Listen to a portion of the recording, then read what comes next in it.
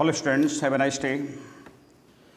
In previous video I have explained the preface of the third poem, that is Keeping Quiet. Now I would like to clear.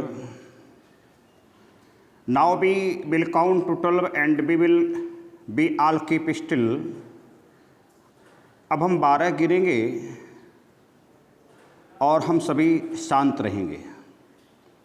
For once on the face of the earth, एक बार पृथ्वी के धरातल पर, एक बार धरती के चेहरे पर, धरती पृथ्वी के धरातल पर आओ, किसी भी भाषा में ना बोलें. Let us not speak in any language. Let us stop for 1 second and not move our arm so much. आओ एक सेकंड के लिए हम ठहरें, रुकें और अपने शरीर को ना हिलाएं डुलाएं. आर्म्स लेकर अपनी बाहों को, भुजाओं को ना हिलाएं. It would be an exotic moment without rush, without engines. यह एक अनोखा आकर्षण क्षण होगा, बिना भीड़ भाड़, बिना इंजन के. We would all be together, हम सभी एक साथ होंगे एक आकस्मिक विचित्रता में. इन सडन स्ट्रेंजनेस, अर्थात हम होंगे सभी एक साथ लेकिन हम जरा सा भी बोलेंगे नहीं, कोई मूवमेंट नहीं होगा, कोई शोर नहीं होगा, तो एक आकर्षक विचित्रता होगी. Fisherman in the cold sea would not harm whales. हम जब सभी शांत होंगे तो जो ठंडे सागर में मछुआरे व्हेल्स, मछलियों को कोई नुकसान नहीं पहुंचाएंगे, नहीं पकड़ेंगे. और and the man gathering salt would look at his hurt hands. और व्यक्ति जो नमक इकट्ठा कर रहे होंगे, जो नमक को बना रहे होंगे, इकट्ठा कर रहे होंगे, वो अपने घायल हाथों को they will be able to see the bones of their hands.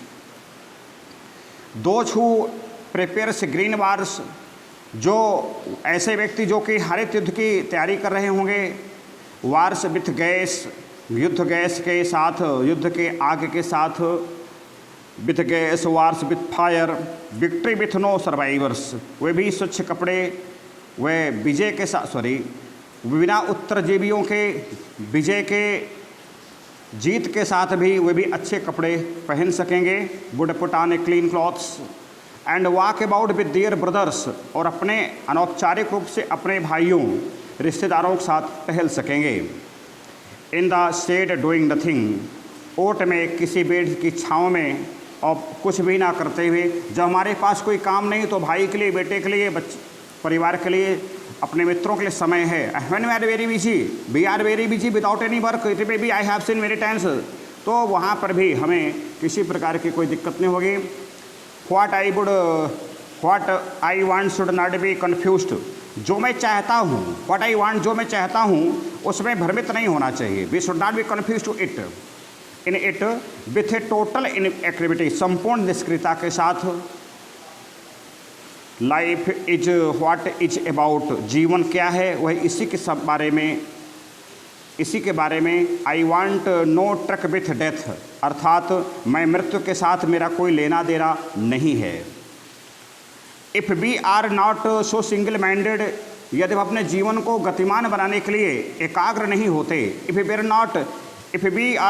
Were not single minded about keeping our life moving, यदि हम जीवन को गतिमान बनाने के लिए एकाग्र नहीं, अपने मस्तिष्क को एकाग्र नहीं किए होते. And for once could do nothing, और फिर से एक बार कुछ भी नहीं कर सकते थे. परहैप्स ह्यूज साइलेंस, सिवाय शायद एक मौन शांति के. Huge silence might interrupt this sadness of never understanding ourselves and of threatening ourselves with death, अर्थात फिर एक बार कुछ नहीं कर सकते थे सिवाय एक मौन शांति की. स्वयं को कभी भी ना समझने वाली उस उदासी में बाधा डाल दें और स्वयं को मृत्यु के भय से धमकाया, जो डराया जा रहा है, उसके प्रति एक बार हम फिर से चिंतन करें, सोचें. Perhaps the earth can teach us, शायद पृथ्वी हमें सिखा सकती है. I think that the earth can teach us, पृथ्वी हमें सिखा सकती है. As when everything seems dead, जैसे कि जब हमें सब कुछ, हर चीज़, प्रत्येक चीज़ मृत दिखाई पड़ती है. And later proves to be alive, और बाद में जीवित हो जाती है, जीवित सिद्ध हो जाती है. Now I can shall count up to 12 फिर से वही पंक्ति दोहराई जाती है, अब मैं 12 तक गिनूँगा and you keep quiet and I will go, तुम शांत स्थिर रहोगे और मैं चला जाऊँगा। समय की बात है, तुम शांत रहोगे, स्थिर रहोगे और मैं चला जाऊँगा। Time is our greatest enemy. 20 साल पहले कुछ और समय था, 15 साल पहले कुछ समय और था, 20 साल बाद कुछ समय होगा। तो the greatest enemy is time. सबसे बड़ा शत्रु हमारा समय है।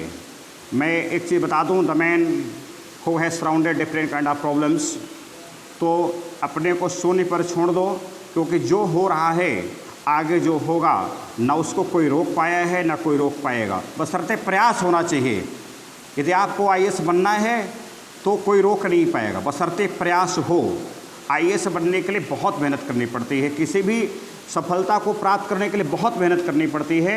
और जब बाद में आपको सफलता प्राप्त होती है तो कम पढ़े लिखे लोग, कम जानकार लोग कहते हैं बच्चा बड़ा भाग्यशाली था। कम से कम इस 40 to 43 ईयर्स में हमने तो सीखा है कि भाग्य के सहारे कुछ मिलता नहीं है, क्योंकि भाग्य ठीक है प्रबल है आपका, लेकिन आपको कर्तव्य करना पड़ेगा, खेत में जा कर के काम करना पड़ेगा, फसल तब मिलेगी।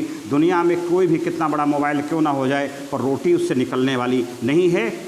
रोटी के लिए किसान को काम करना पड़ेगा। That's all for this period. मैं एक बार फिर बता दूँ, ये पृथ्वी है, अर्थ can teach us a lot, हमें बहुत कुछ सिखा सकती है, क्योंकि जो चीज़ें डेड दिखाई पड़ती हैं वह जीवित सिद्ध हो सकती हैं। That's all for this period. If you like my video please subscribe my channel, like and share.